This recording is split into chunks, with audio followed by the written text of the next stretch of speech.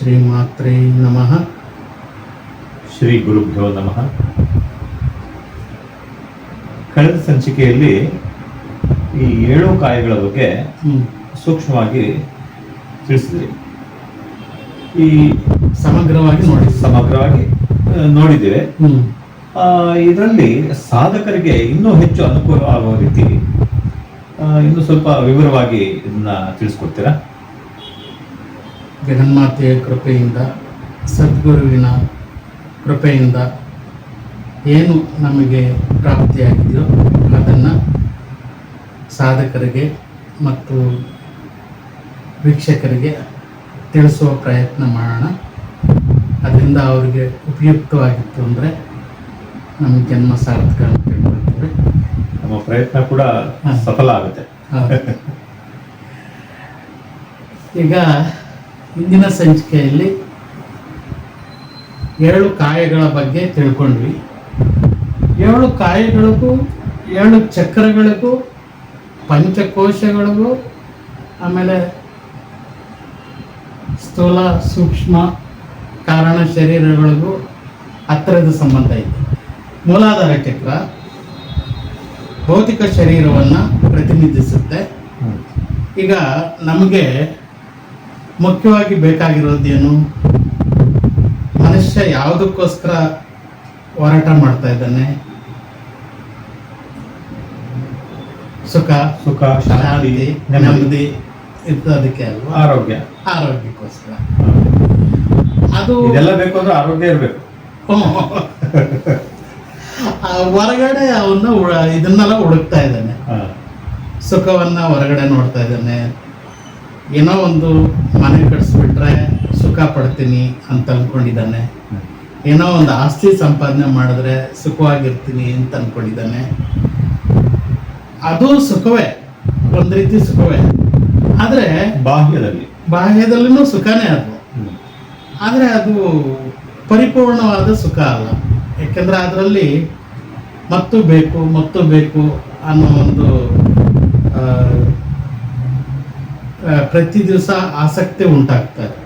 ಹಾಗಾಗಿ ಭೌತಿಕ ಶರೀರ ನಮ್ಮ ತಿಳುವಳಿಕೆ ಪ್ರಕಾರ ನನ್ನ ಜೀವನವನ್ನು ಹೇಗೆ ತಿಳ್ಕೊಂಡಿದ್ದೀನಿ ಅಂತಂದರೆ, ಈಗ ನಾನು ಯಾರು ಅಂತ ತಿಳ್ಕೊಳ್ಳೋದು ಬಹಳ ದೊಡ್ಡ ಒಂದು ಪ್ರಶ್ನೆ. ಕೇವಲ ಶರೀರ ಮಾತ್ರ ಅಲ್ಲ, ನಾನು ಕೇವಲ ಶರೀರ ಮಾತ್ರನಾ ಅನ್ನೋದೇ ಬಹಳ ಮುಖ್ಯವಾದ ವಿಷಯ. ಇದು ಶರೀರದ ಅಗತ್ಯ ಇದೆ, ಆದ್ರೆ ಶರೀರ ಮಾತ್ರವಲ್ಲ.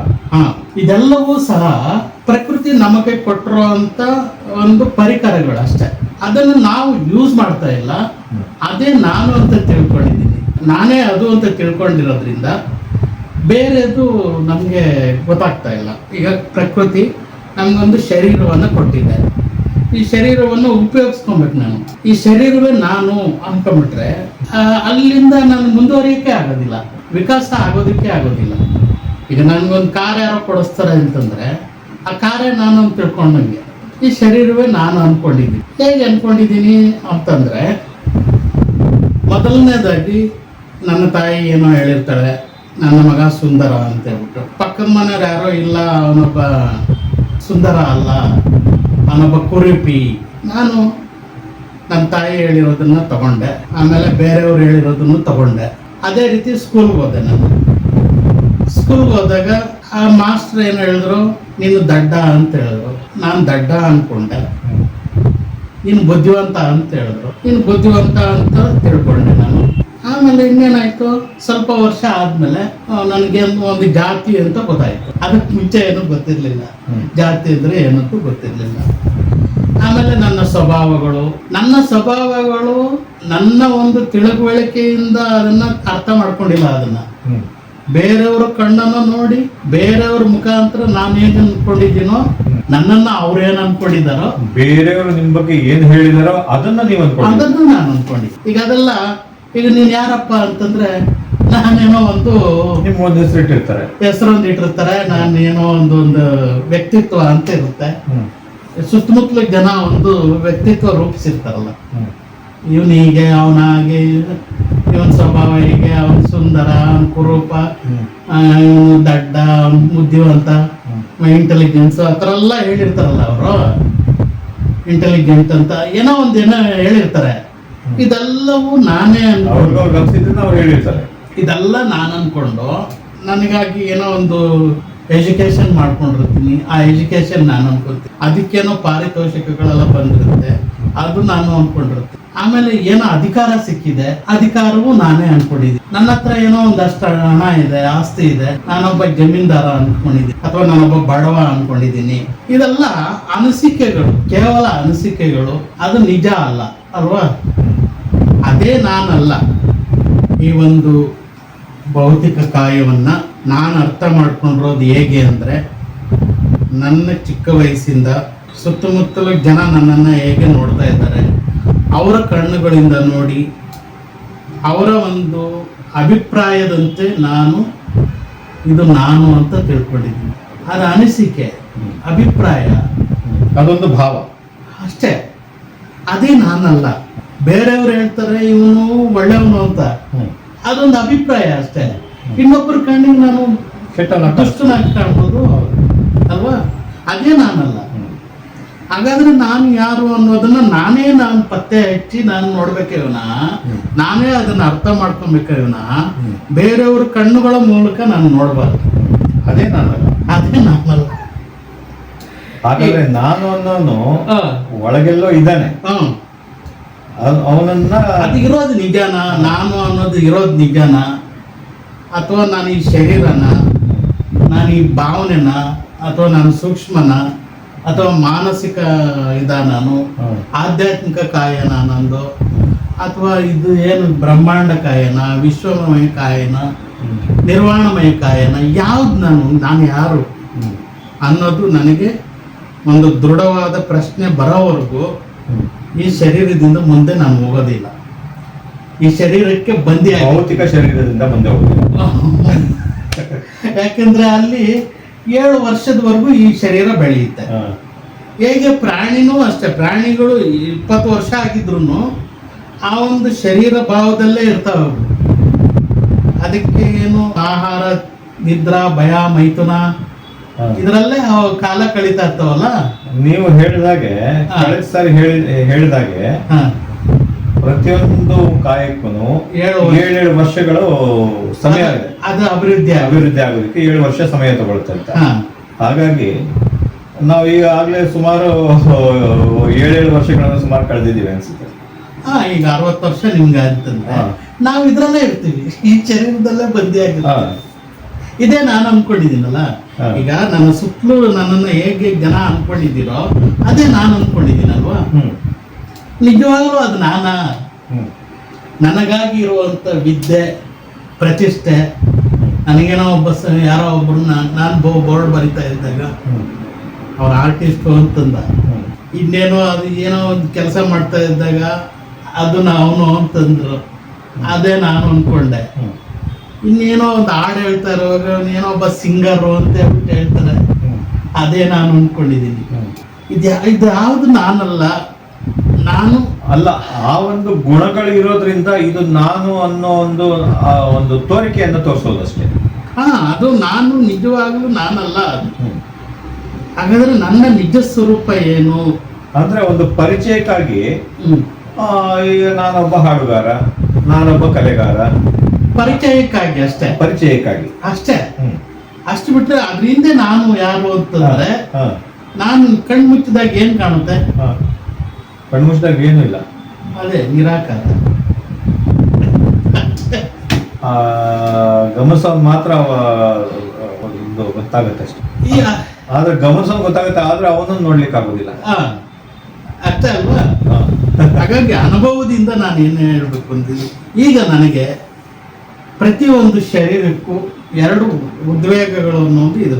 ಈ ಶರೀರಕ್ಕೆ ಒಂದು ಕಾಮ ಅನ್ನೋದಿದೆ, ಲೈಂಗಿಕತೆ ಅನ್ನೋದಿದೆ. ಆ ಲೈಂಗಿಕತೆಗೋಸ್ಕರ ನಂತರ ಅದರ ಒಂದು ಏನಂತಾರೆ ಕಂಫರ್ಟ್ಗೋಸ್ಕರ ನಾನು ಕೆಲಸ ಮಾಡ್ತಾ ಇದ್ದೀನಿ. ಅದರ ಪೂರೈಕೆಗಾಗಿ ಅದೇ ಆಹಾರ, ನಿದ್ರಾ, ಭಯ, ಮೈಥುನ, ಇಷ್ಟಕ್ಕೋಸ್ಕರ ನಾನು ದಿನನಿತ್ಯ ನಾನು ಕೆಲಸ ಮಾಡ್ತಾ ಹೋಗ್ತಾ ಇದ್ದೀನಿ. ಅದು ಕೆಲವೊಮ್ಮೆ ಕೇವಲ ಮಾನಸಿಕತೆನಾ? ಅದು ದೈಹಿಕವಾದಂಥ ಸುಖಗಳಿಗೋಸ್ಕರ, ಮಾನಸಿಕ ಚಳಪಡಿಕೆ ಅಷ್ಟೇ. ಈ ಶರೀರ ಭಾವದಿಂದ ನಾನು ಮುಂದೆ ಹೋಗ್ಬೇಕು ಅನ್ನೋ ಒಂದು ದೃಢವಾದ ಸಂಕಲ್ಪ ಇದ್ರೆ ಅದು ಯಾವುದ್ರ ಮೂಲಕ ಅದು ಪರಿವರ್ತನೆ ಆಗಬೇಕು. ಈಗೊಂದು ಲೈಂಗಿಕತೆ ಅನ್ನೋದಿದೆ, ಹೇಳ್ಬೋದು, ಇದು ಮಡಿವಂತಿಕೆ ಅದು ವಿಷಯ ಏನಾನ ಹೇಳ್ಬೋದು. ಚಿಕ್ಕ ವಯಸ್ಸಿನಿಂದ ಹಿಡಿದು 70-80 ವರ್ಷದ ಒಬ್ಬ ಬದುಕಿನವರೆಗೂ ಈ ಲೈಂಗಿಕತೆ ಅನ್ನೋದು ಕಾಡುತ್ತೆ. ಲೈಂಗಿಕತೆ ಅನ್ನೋದು ಪ್ರಚೋದನೆ ಮಾಡುತ್ತೆ. ಮನುಷ್ಯನಿಗೆ ವಯಸ್ಸಾಗ್ಬೋದು, ಆದ್ರೆ ಆ ಭಾವನೆ ಅದೇ ಭಾವದಲ್ಲೇ ಇರ್ತಾನೆ. ಆ ಪ್ರಚೋದನೆ ಹಾಗೆ ಆಗುತ್ತೆ. ಈಗ ಅದು ಧ್ಯಾನದ ಮೂಲಕ ಆ ಪ್ರಚೋದನೆಯನ್ನ ಶಾಂತಗೊಳಿಸ್ಬೋದು. ಅದೊಂದೇ ಅಲ್ಲ, ಜಾಗೃತವಾಗಿದ್ದರೆ ಮಾತ್ರ ಇದನ್ನೆಲ್ಲ ಪರಿವರ್ತನೆ ಮಾಡ್ಬೋದು.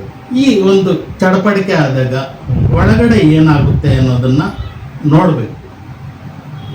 ಆ ಒಳಗಡೆ ಇರೋ ಅದು ಪರಿವರ್ತನೆ ಆಗಬೇಕು. ಆ ಪರಿವರ್ತನೆ ಆದಾಗಲೇ ಇನ್ನೊಂದು ಚಕ್ರಕ್ಕೆ ಹೋಗೋದಕ್ಕೆ ಅವಕಾಶ ಸಿಗುತ್ತೆ.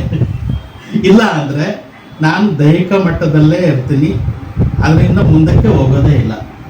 ಈ ದೇಹ ಅನ್ನೋದು ಅತ್ಯಂತ ಅದ್ಭುತವಾದಂಥ ಒಂದು ಪ್ರಕೃತಿಯ ಕೊಡುಗೆ ಇದು. ಅದು ನಮಗೋಸ್ಕರ ಹೃದಯ ಬಡ್ಕೊಳ್ತಾ ಇದೆ, ಜೀರ್ಣಕ್ರಿಯೆ ನಡೀತಾ ಇದೆ, ರಕ್ತ ಪರಿಚಲನೆ ಆಗ್ತಾ ಇದೆ. ಇಡೀ ಕಾಲ್ಬೆರಳಿನಿಂದ ತಲೆಯವರೆಗೂ 37 ಲಕ್ಷ ಕೋಟಿ ಜೀವಕಣಗಳಿಂದ ತುಂಬಿದೆ ಇದು. ಪ್ರತಿನಿತ್ಯ ಈ ಒಳಗಡೆ ಇರುವಂಥ ಬ್ಯಾಕ್ಟೀರಿಯಾಗಳು, ಹೊರಗಿನಿಂದ ಬರುವಂಥ ಬ್ಯಾಕ್ಟೀರಿಯಾಗಳ ಜೊತೆಯಲ್ಲಿ ಯಾವಾಗಲೂ ಯುದ್ಧ ನಡೀತಾನೆ ಇದೆ, ನಿರಂತರ ಹೋರಾಟ ನಡೀತಾ ಇದೆ. ಇದೆಲ್ಲವೂ ನಾನಲ್ಲ, ಇದನ್ನ ನಾನು ನೋಡಿದಾಗ, ಅನುಭವಿಸಿದಾಗ ಇದಕ್ಕೂ ನನಗೂ ಸಂಬಂಧ ಇಲ್ಲ. ಯಾಕೆಂದ್ರೆ ಈ ಒಂದು ಪ್ರಕೃತಿ, ಈ ಡಾಕ್ಟರ್ ಸೈಂಟಿಸ್ಟ್ ಏನು ಹೇಳ್ತಾರೆ, ಈ ಶರೀರದಲ್ಲಿ ಅದೆಲ್ಲ ಇದೆ ಅಂತ ಹೇಳ್ಬಿಟ್ಟು, ಅದಕ್ಕೂ ನನಗೂ ಸಂಬಂಧ ಇಲ್ಲ. ಈ ದೇಹದಲ್ಲಿ ನಾನು ಇದ್ದೀನಿ ಅಷ್ಟೇ. ಈ ರೀತಿ ಅನೇಕ ದೇಹಗಳನ್ನ ಪಡ್ಕೊಂಡಿದ್ದೀನಿ ನಾನು.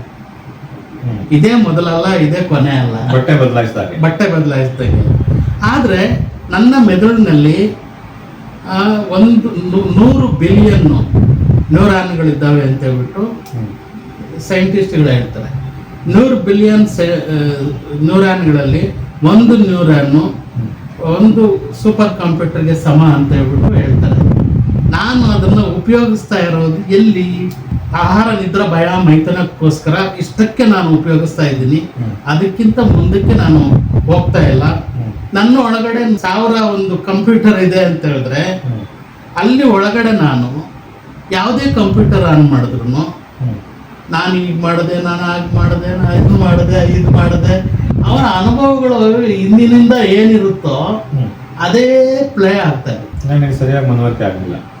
ಈಗ 100 ಕಂಪ್ಯೂಟರ್ ನನ್ನ ತಲೆಯಲ್ಲಿ ಇದೆ ಅಂತಂದ್ರೆ, ನನ್ನ ಒಳಗಡೆ ಅನೇಕ ರೀತಿಯ ಸಂಗ್ರಹಗಳಿದ್ದಾವೆ. ನಾನು ಈಗ ಮಾಡಿದೆ, ಆಗ ಮಾಡಿದೆ, ಬಾಲ್ಯದಿಂದ ಹಿಡಿದು ಇಲ್ಲಿ ತನಕ ಏನೇನು ಎಲ್ಲ ಪ್ರತಿಯೊಂದು ಸಂಗ್ರಹ ಆಗಿದೆಯಲ್ಲ, ಏನೆಲ್ಲ ಸಂಗ್ರಹ ಆಗಿದೆ ಅದೇ ರಿಪ್ಲೈ ಆಗ್ತಾ ಇರುತ್ತೆ. ಯಾವುದೇ ಕಂಪ್ಯೂಟರ್ ಆನ್ ಮಾಡಿದ್ರು ನನಗೆ ಈ ಥರ ತೊಂದರೆ ಆಯಿತು, ಆ ಥರ ನೋವಾಯಿತು, ಈ ಥರ ನೋವಾಯಿತು, ನನ್ಗೆ ಈ ಥರ ಕಷ್ಟ ಕೊಟ್ಟರು, ಆ ಥರ ಕಷ್ಟ ಕೊಟ್ಟರು, ಬರೀ ಘಟನೆ ಸಂಭವಿಸಿ ಎಷ್ಟೋ ವರ್ಷಗಳಾಗಿರುತ್ತೆ, ಆದ್ರೂ ಪುನರಾವರ್ತನೆ ಆಗುತ್ತೆ. ಅದು ಪುನರಾವರ್ತನೆ ಎಷ್ಟು ಸಮಯ ನೀವು ಪ್ಲೇ ಮಾಡ್ತೀರೋ ಅದೇ ಪ್ಲೇ ಆಗುತ್ತೆ. ತುಂಬಾ ಜನ ನಾವು ನೋಡಿದ್ದೀವಿ, ಕೆಲವೊಮ್ಮೆ ಜೀವನ ಅಂದ್ರೆ ಏನು ಅವ್ರು ಬರೀ ಕಷ್ಟಗಳನ್ನೇ ಹೇಳ್ಕೊಡ್ತಾರೆ. ಆ ಥರ ಕಷ್ಟಪಟ್ಟೆ, ಈ ಥರ ಕಷ್ಟಪಟ್ಟೆ, ನನ್ನನ್ನು ಯಾರು ಗುರುತಿಸ್ಲಿಲ್ಲ, ನಾನು ಆಗ ನೋಡಿದೆ, ಈಗ ನೋಡಿದೆ, ನನ್ನನ್ನು ಯಾರು, ನನ್ನ ಒಂದು ಸಂಬಂಧಿಕರು ನನ್ನ ನೋಡಲಿಲ್ಲ, ನನ್ನ ಮಕ್ಕಳು ನೋಡಲಿಲ್ಲ, ನನ್ನ ಹೆಂಡತಿ ನೋಡ್ಕೊಳ್ಳಿಲ್ಲ, ಈ ಥರನೇ ನಾನು ಹೇಳ್ತಾನೆ ಇದ್ದೀನಿ. ಆ ಕಂಪ್ಯೂಟರ್ ಉಪಯೋಗಿಸ್ಬೇಕಾಗಿರುವಂಥದ್ದು ಒಂದು ಸೂಪರ್ ಕಂಪ್ಯೂಟರ್ ಅಂತಂದರೆ ನನ್ನ ಕ್ರಿಯಾತ್ಮಕತೆಯನ್ನ ಅಲ್ಲಿ ತುಂಬಬೇಕಾಗಿತ್ತು. ನಾನು ಬರೀ ನೋವುಗಳನ್ನು, ಸಮಸ್ಯೆಗಳನ್ನು, ಕಷ್ಟಗಳನ್ನು ಅಲ್ಲಿ ತುಂಬಿಸಿಟ್ಟಿದ್ದೀನಿ. ಯಾವಾಗ ಪ್ಲೇ ಮಾಡಿದ್ರು ಆ ಕಷ್ಟಗಳೇ ಬರ್ತವೆ, ಯಾವಾಗ ಪ್ಲೇ ಮಾಡಿದ್ರು ಆ ದುಃಖಗಳೇ ಬರುತ್ತೆ, ಯಾವಾಗ ಪ್ಲೇ ಮಾಡಿದ್ರು ಆ ದುಃಖ ಅಳುವಂಥ ಸೀನ್ಗಳೇ ಬರ್ತಾವೆ. ಭಗವಂತ ಕೊಟ್ಟಿರುವಂಥ ಈ ಕಂಪ್ಯೂಟರ್ಗೆ ನಾನು ಹೊಸ ಒಂದು ಕ್ರಿಯಾತ್ಮಕತೆಯನ್ನು ನಾನು ತುಂಬಿಸ್ತೀನಿ ಕ್ರಿಯಾಶೀಲತೆಯನ್ನು ತುಂಬಿಸ್ತೀನಿ. ಈ ರೀತಿ ಭಾವನೆ ಬರಲೇ ಇಲ್ಲ ನನಗೆ. ಎಷ್ಟೊಂದು ಹೂವುಗಳು ಅರಳಿದ್ದಾವೆ ಜೀವನದಲ್ಲಿ ಹುಟ್ಟಿದಾಗಲಿಂದ. ಆ ಹೂವುಗಳ ಅರಳುವಿಕೆಯನ್ನು ನಾನು ಅದನ್ನು ಸಂಗ್ರಹ ಮಾಡಲೇ ಇಲ್ಲ. ಬರೀ ದುಃಖಗಳನ್ನೇ, ನೋವುಗಳನ್ನೇ, ಕಷ್ಟಗಳನ್ನೇ ನಾನು ಅಲ್ಲಿ ತುಂಬಿಸ್ಕೊಂಡಿದ್ದೇನೆ. ಅಲ್ಲಿ ಹೂವುಗಳನ್ನು ನಾನು ಬೆಳೆಸುವಂಥ ಪ್ರಯತ್ನನೇ ಮಾಡಲಿಲ್ಲ. ಈಗ ಯಾವಾಗ ಪ್ಲೇ ಮಾಡಿದ್ರು ಅದು ಬರೀ ದುಃಖ, ನೋವು, ಅಳು, ಈ ಒಂದು ಸೀನ್ಗಳೇ ಮುಂದಕ್ಕೆ ಬರುತ್ತೆ.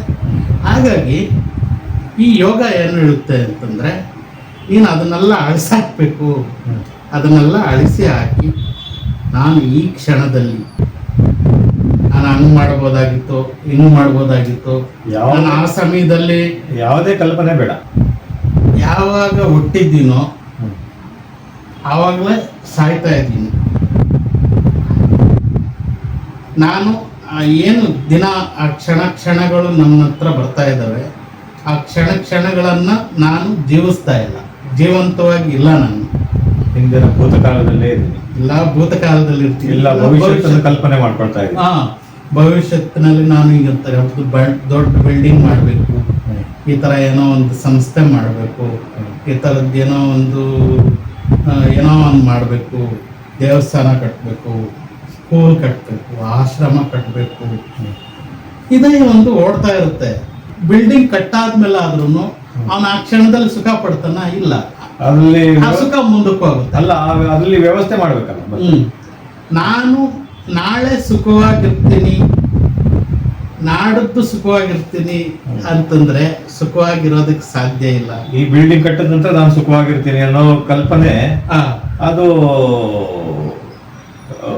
ಕಲ್ಪನೆಯಾಗೆ ಉಳಿಯುತ್ತೆ. ಮತ್ತೆ ನಾಳೆಗೆ ಹೋಗ್ತಾ ಇರುತ್ತೆ. ನಾನೀಗ ಕಾರ್ ತಗೊಳ್ಬೇಕು, ಇದಕ್ಕೆ ಹೋಗುತ್ತೆ.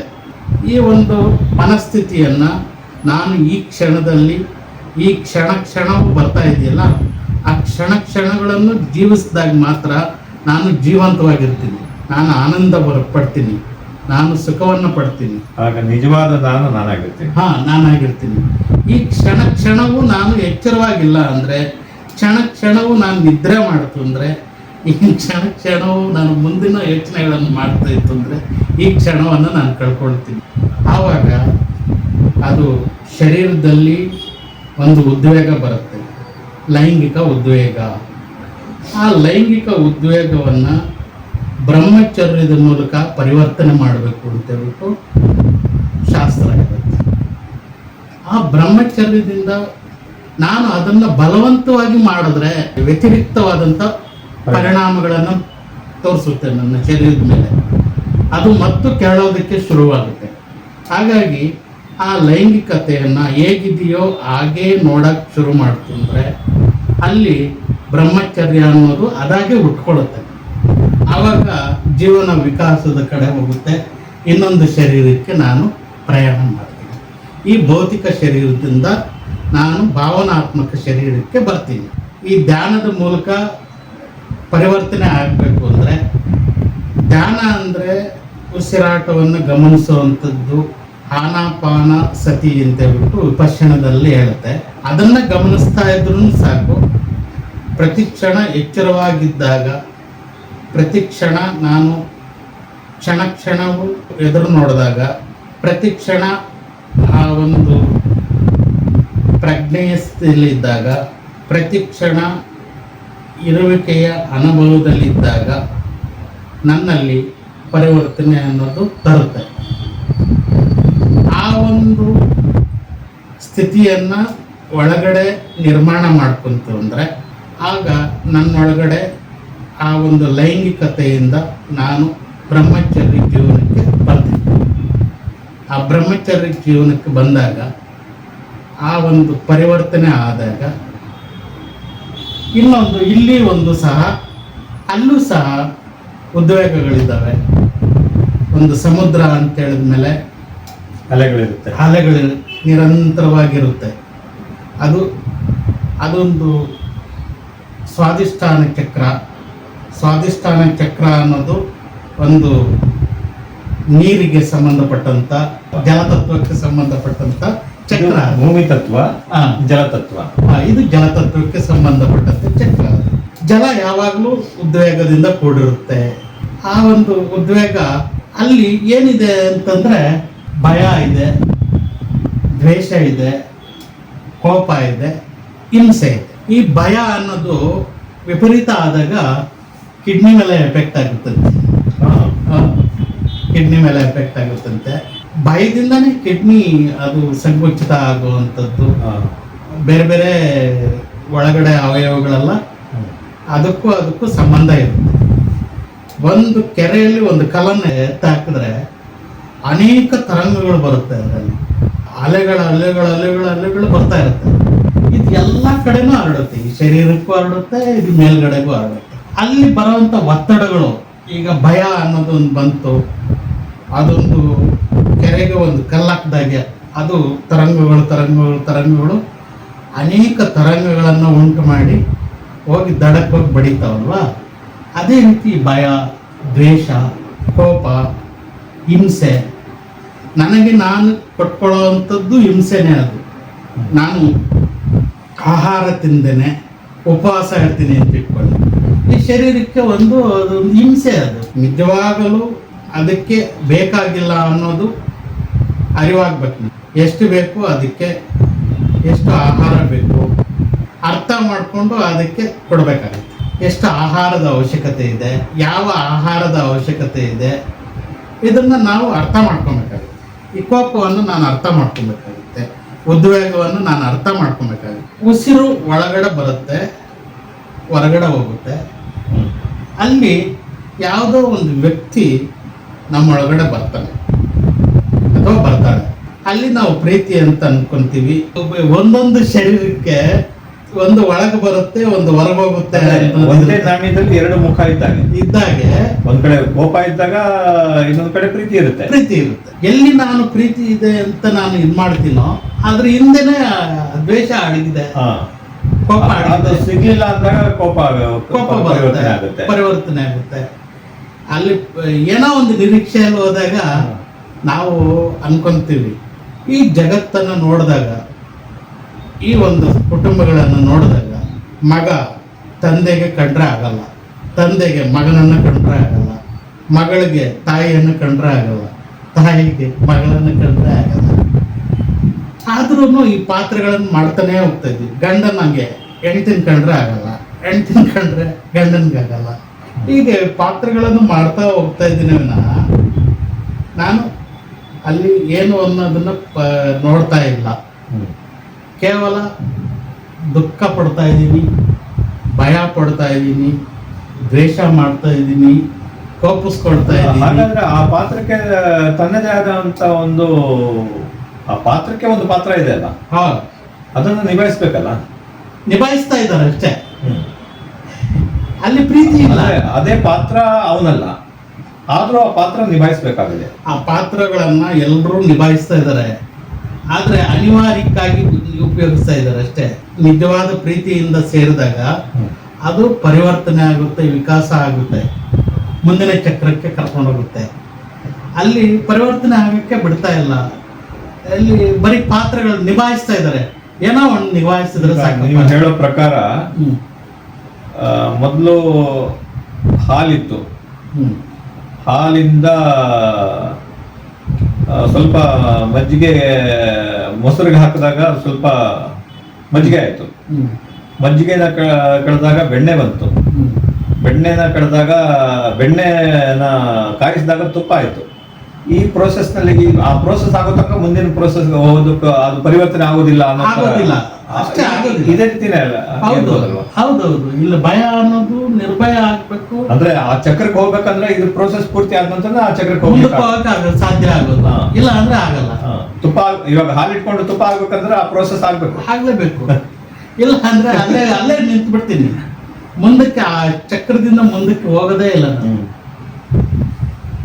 ಭೌತಿಕ ಶರೀರದೊಂದಿಗೆ ಲೈಂಗಿಕತೆ ಇದೆ. ಆ ಲೈಂಗಿಕತೆಯನ್ನು ಅದಮಿಟ್ರೆ ಉದ್ವೇಗ ಜಾಸ್ತಿ ಆಗುತ್ತೆ. ಆ ಲೈಂಗಿಕತೆಯನ್ನು ಅರ್ಥ ಮಾಡಿಕೊಂಡ್ರೆ ಅದು ರೂಪಾಂತರವಾಗುತ್ತೆ. ಅದಕ್ಕೆ ಪೂರಕವಾಗಿ ನಾನು ಕೆಲವೊಂದು ಆಹಾರ ಪದ್ಧತಿಗಳನ್ನು ನಾನು ರೂಢಿಸ್ಕೊಬೇಕು. ಯಾರೋ ಹೇಳಿದ್ರು ಅಂತ ಹೇಳ್ಬಿಟ್ಟು ನಾನು ನನ್ನ ಆಹಾರ ಪದ್ಧತಿಯನ್ನು ಬದಲಾಯಿಸ್ಕೊಂಬಾರ್ದು. ನನ್ನ ಶರೀರಕ್ಕೆ ಯಾವುದು ಒಗ್ಗುತ್ತೆ, ನನ್ನ ಶರೀರಕ್ಕೆ ಯಾವುದು ಭಾರವಲ್ಲ. ನನ್ನ ಭಾರ ಅಂದರೆ ಕೆಲವರು ತೂಕ ಇರೋದು ಅಂತ ತಿಳ್ಕೊಳ್ತಾರೆ. ಹಾಗಾಗಿ ದಪ್ಪ ಸಣ್ಣ ಇರೋದು ಅವ್ರ ತಂದೆ ತಾಯಿಯಿಂದ ಬಂದಂಥ ಒಂದು ಇದಷ್ಟೇ ಬಿಟ್ಟರೆ ಶರೀರ ಅವ್ರಿಗೆ ಒಂದು ಅನುಭವ ಹೇಗಾಗಬೇಕು ಅಂದರೆ ಲೈಟ್ ಆಗಿರಬೇಕು, ಹಗುರವಾಗಿರಬೇಕು ಆ ಶರೀರ. ಅದಕ್ಕೆ ಪೂರಕವಾದಂಥ ಆಹಾರಗಳನ್ನು ಅವರವರೇ ಅರ್ಥ ಮಾಡಿಕೊಂಡು ಆ ಶರೀರದ ಜೊತೆಯಲ್ಲಿ ಅವರು ನಿರಂತರವಾಗಿ ಅವರು ಪ್ರಯೋಗ ಮಾಡಿ ನೋಡಬೇಕು. ಈ ಆಹಾರ ತಗೊಂಡ್ರೆ ಏನಾಗುತ್ತೆ, ಒಂದು 2-3 ದಿವಸ ಅದ್ರ ಬಗ್ಗೆ ಗಮನ ಇರಬೇಕು, ಎಚ್ಚರದಿಂದ ಗಮನಿಸಿ ನೋಡಬೇಕು. ಈಗ ನಾನ್ ವೆಜ್ ತಿನ್ನೋರು ನಾನ್ ವೆಜ್ ತಿಂದರೆ ಏನಾಗುತ್ತೆ, 1 ದಿವಸ 2 ದಿವಸ ಪ್ರಯೋಗಾತ್ಮಕವಾಗಿ ಅದನ್ನ ಗಮನಿಸಬೇಕು. ಅದ್ರ ಬದಲು ತರಕಾರಿಗಳನ್ನು ತಿಂದಾಗ ಏನಾಗುತ್ತೆ. ಇಂದಿನ ವಿಡಿಯೋದಲ್ಲಿ ನಾವು ಕೆಲವೊಂದು ABC ಜ್ಯೂಸ್ ಅಂತೆಲ್ಲ ಮಾತಾಡಿದ್ವಿ. ಆ ಜ್ಯೂಸ್ ತಗೊಂಡ್ರೆ ಏನಾಗುತ್ತೆ, ಆಪಲ್, ಬೀಟ್ರೂಟ್, ಕ್ಯಾರೆಟ್, ಆ ಒಂದು ಜ್ಯೂಸನ್ನು ಕುಡಿದಾಗ ಶರೀರದ ನೋವುಗಳು ಮಂಗಮಯ ಆಗ್ಬಿಡ್ತವೆ, ಶರೀರದ ಕಾಯಿಲೆಗಳು ಮಂಗಮಯ ಆಗ್ಬಿಡ್ತವೆ. ಈ ಭೌತಿಕ ಶರೀರ ಆರೋಗ್ಯವಾಗಿರಬೇಕು ಅಂದರೆ ಆ ರೀತಿ ಆಹಾರ ಕ್ರಮಗಳನ್ನು ನಾವು ಉಪಯೋಗಿಸಿದಾಗ ಆರೋಗ್ಯಪೂರ್ಣವಾಗುತ್ತೆ, ಶರೀರದ ಆರೋಗ್ಯಪೂರ್ಣ ಬದಲಾವಣೆ ನಮ್ಗೆ ಗೊತ್ತಾಗುತ್ತೆ, ನಮಗೆ ಗೊತ್ತಾಗುತ್ತೆ. ಬೇರೆಯವ್ರಿಗೆ ಗೊತ್ತಾಗೋದಲ್ಲ. ಬೇರೆಯವ್ರಿಗೆ ಗೊತ್ತಾಗಲಿ ಅಂತ ನಾನು ಬ್ರಹ್ಮಚರ್ಯ ಪಾಲನೆ ಮಾಡೋದಲ್ಲ, ಬೇರೆಯವ್ರಿಗೆ ಗೊತ್ತಾಗ್ಲಿ ಅಂತ ನಾನು ಆಧ್ಯಾತ್ಮಿಕ ಸಾಧನೆ ಮಾಡೋದು ಏನು ಮಾಡೋ ಅಗತ್ಯ ಇಲ್ಲ. ನನಗೆ ಅವನಿಗೆ ಮಿತ ಅನ್ನಿಸ್ಬೇಕದು, ಅದು ಹಗುರವಾಗಿ ಇರಬೇಕು, ಭಾರ ಅನ್ನಿಸ್ಬಾರ್ದು, ಆಲಸ್ಯ ಇರಬಾರ್ದು, ಸೋಮಾರಿತನ ಇರಬಾರ್ದು ಅಷ್ಟೇ.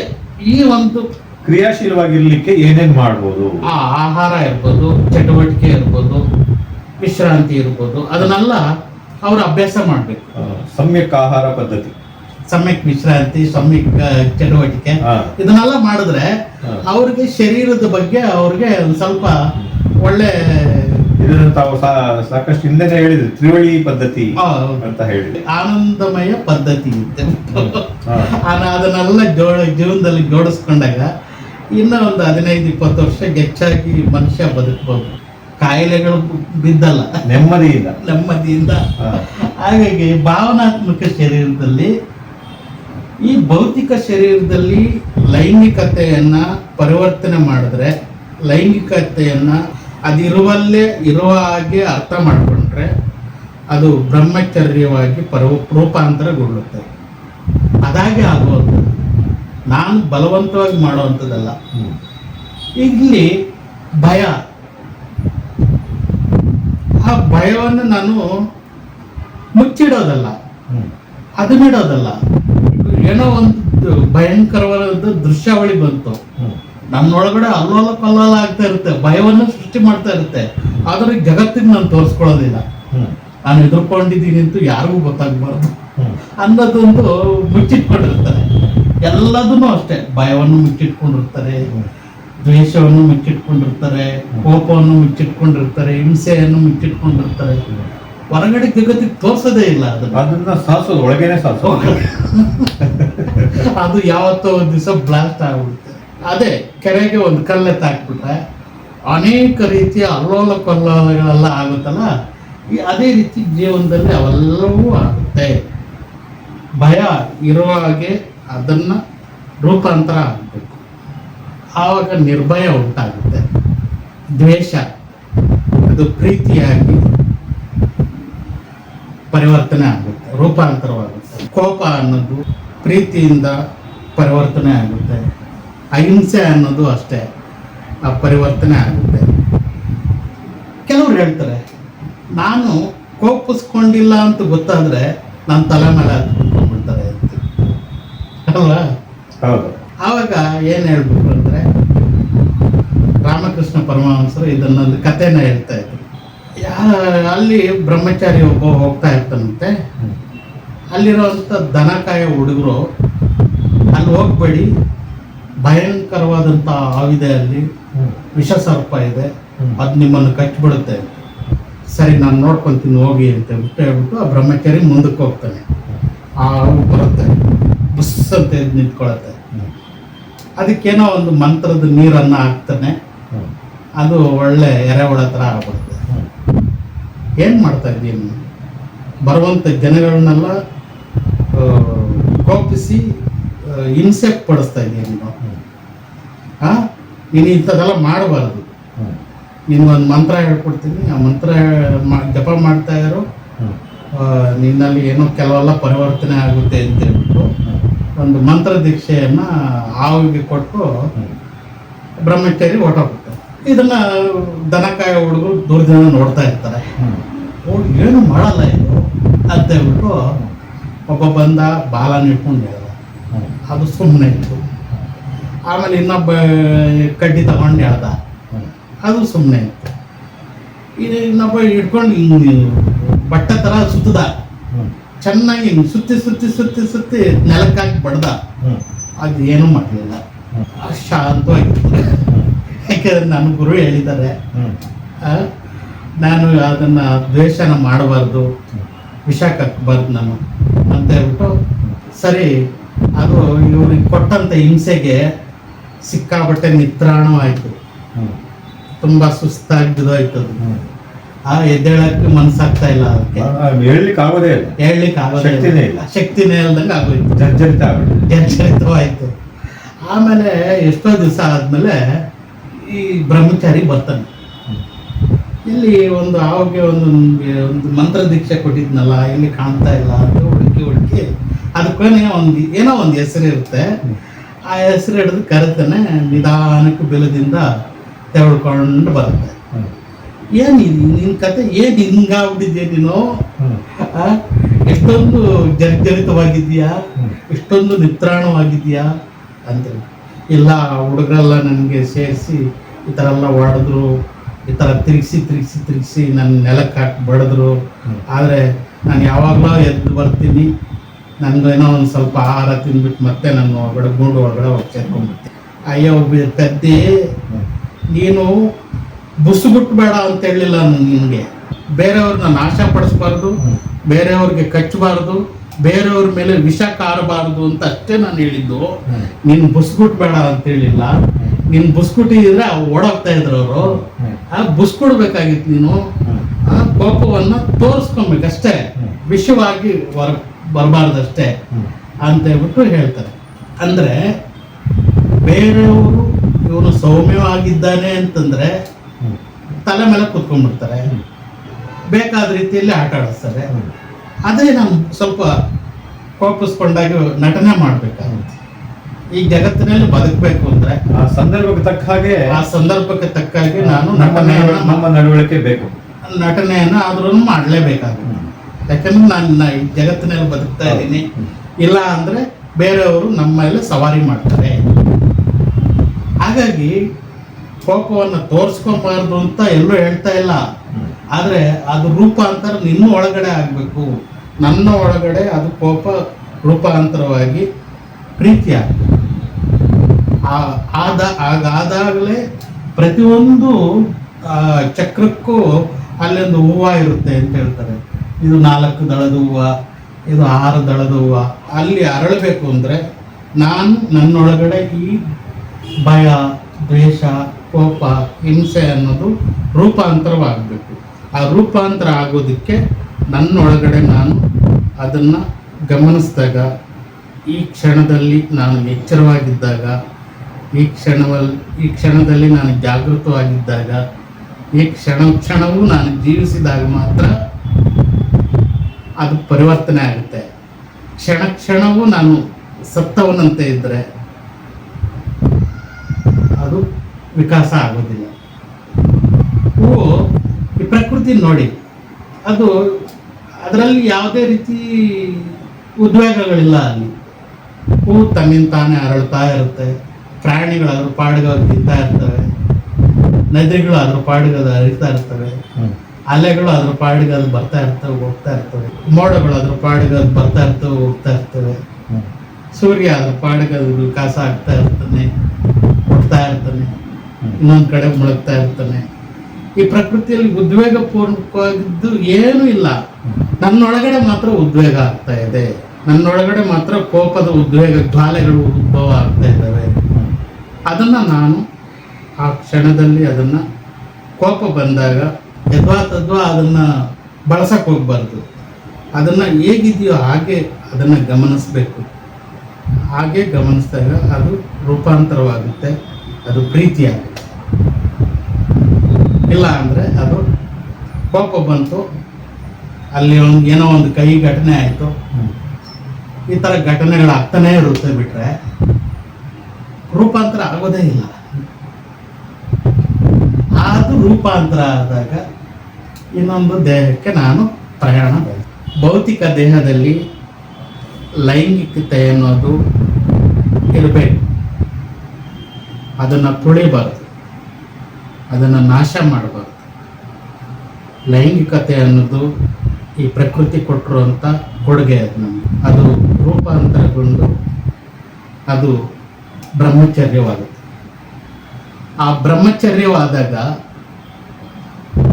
ಅದು ಮುಂದಿನ ಚಕ್ರಕ್ಕೆ ವಿಕಾಸ ಹೊಂದುತ್ತೆ. ಹೇಗೆ ಅಂದರೆ, ರೇಷ್ಮೆ ಹುಳು ತನ್ನ ಸುತ್ತಲೂ ಗೂಡನ್ನು ಕಟ್ಕೊಳ್ಳುತ್ತೆ, ಒಳಗಡೆ ತನ್ನದೇ ಆದಂಥ ಶರೀರವನ್ನು ಬಿಟ್ಟು ಹೊರಗೆ ಬೇರೊಂದು ಶರೀರದ ಮೂಲಕ ಆಚೆ ಬರುತ್ತೆ. ನೋಡಿದಿರಲ್ವಾ? ಚಿಟ್ಟೆಯಾಗಿ ಆಚೆ ಬರುತ್ತೆ.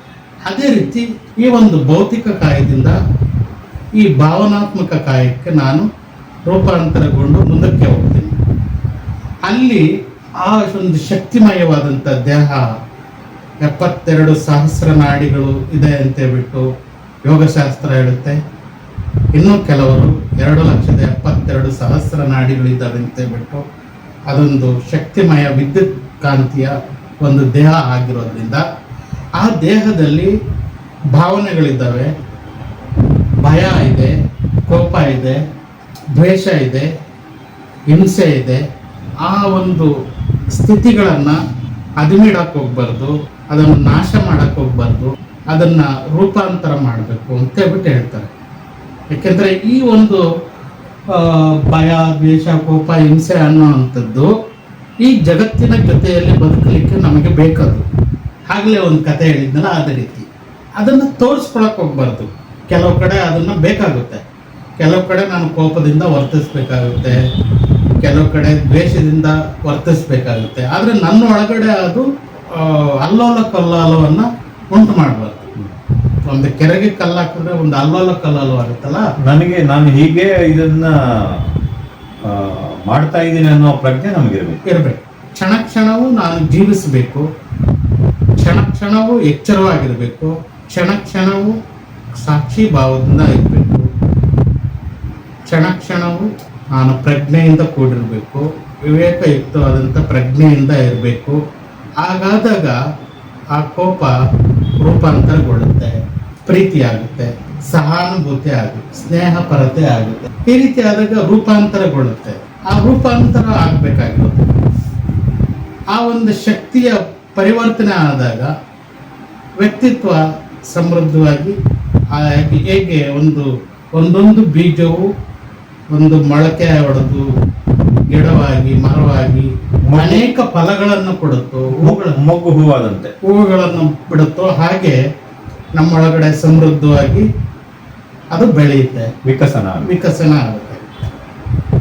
ನಂತರ ಸೂಕ್ಷ್ಮ ಕಾಯ ಅಂತ ಹೇಳ್ಬಿಟ್ಟು ಮುಂದಕ್ಕೆ ಹೋದಾಗ ಅದು ಮಣಿಪುರ ಚಕ್ರ, ಅಲ್ಲಿ ಅಗ್ನಿ ತತ್ವ, ಅನುಮಾನ ಆಲೋಚನೆಯ ಸುತ್ತ ಇರುತ್ತದೆ ಅಂತ ಹೇಳ್ತಾರೆ.